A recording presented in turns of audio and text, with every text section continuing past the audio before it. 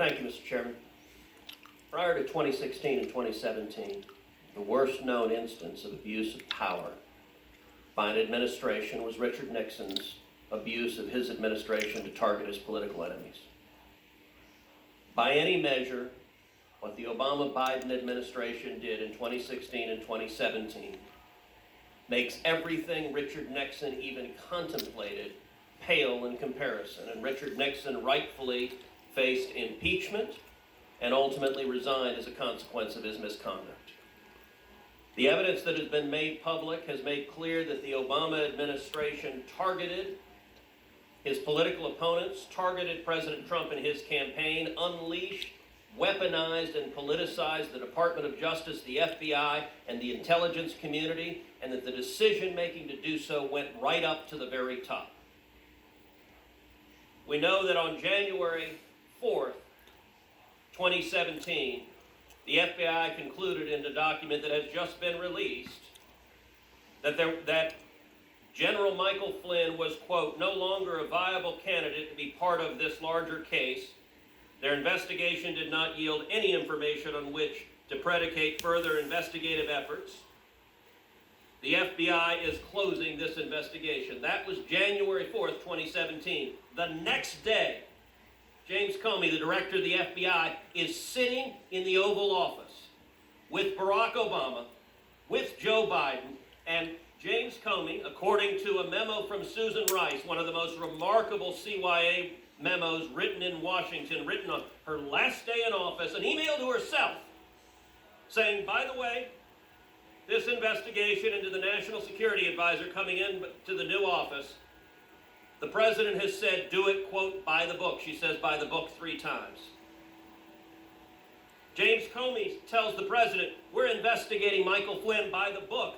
Well, unless the book is Richard Nixon's Watergate, the day before the FBI said they were closing the investigation, and there's James Comey telling Barack Obama we're going after General Flynn, a decorated 3-star general, the incoming national security advisor of the president, with Joe Biden sitting right there nodding along. Joe Biden himself personally unmasks Michael Flynn's name.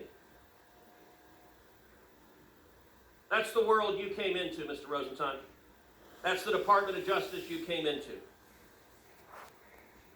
where it had been corrupted and politicized. You've read the Inspector General report, Mr. Rosenstein? I've read most of it, yes, sir. You've read the 17 repeated material misstatements documented within the Inspector General report. I have read that, yes, sir. You're aware one of those is a lawyer fraudulently altering an email, creating counterfeit evidence that became the predicate for a sworn statement in the FISA court. That is in the Inspector General's report, yes, sir. Are you aware of other instances of Department of Justice employees fraudulently creating evidence to submit to court? Every instance that I'm aware of, Senator, would be appropriately investigated and hopefully appropriate action would be taken.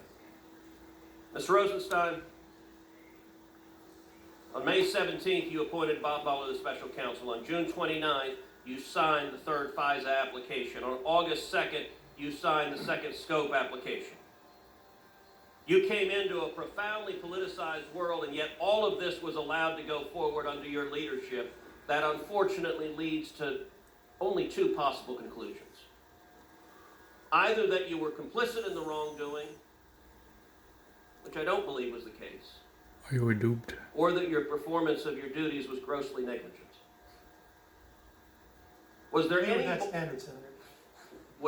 more important case the Department of Justice had than an investigation into whether the President of the United States is a Russian asset colluding against the United States? Well, that's the way you're characterizing the investigation, Senator. There was certainly lots of important investigations, but I view this as one of the most important. Okay. You just told Senator Lee you read the FISA application. At the time you read the FISA application, did you know that the primary source behind the Steele dossier had disavowed it and said it's not true? At the time I reviewed it, and I'm not sure I read every word, but I certainly reviewed it, and no, I did not know that. At the time you reviewed it, did you know that there was significant exculpatory material that was omitted from it? Absolutely not. At the time you reviewed it, did you know that a lawyer on your staff had fraudulently altered material as a basis for a FISA application? That lawyer was not on my staff, but I was not aware of it. It's on the FBI staff, Correct, and the FBI reports to the Deputy Attorney General. correct. At the time that you reviewed it, did you know the Steele dossier was paid for by the DNC? I don't believe so. Did you ask any of those questions? Well, the questions I would have asked Senator would have been, is the information represented to me verified? And I would anticipate, Senator, that if somebody knew that it wasn't, or that there was some issue about the credibility of the informant or the accuracy of the evidence that Mr. Rosenstein, when you're going into a department that has been politicized, I understand it's easier just not to rock the boat, not to question the people there. But you were the acting Attorney General of the United States and had a responsibility not to allow political targeting. Let me ask you, did it strike you as strange, and my time has expired, so I'm going to leave this as the last question. Did it strike you as strange that the FBI and the Department of Justice was going after a 3-star general, the incoming National Security Advisor to the President, who they already said they were going to dismiss the case against, and their predicate for all of this is the Logan Act, which you know perfectly well is an unconstitutional law that no one has ever been prosecuted under in the history of the Department of Justice, and should have been laughed out of the room in any responsible Department of Justice if someone had suggested we're going to go after the incoming National Security Advisor for violating the Logan Act, which says an American citizen can't talk to a foreign leader. I guarantee you today, right now, John Kerry is violating the Logan Act. Now, fortunately, it's an unconstitutional law, so who cares?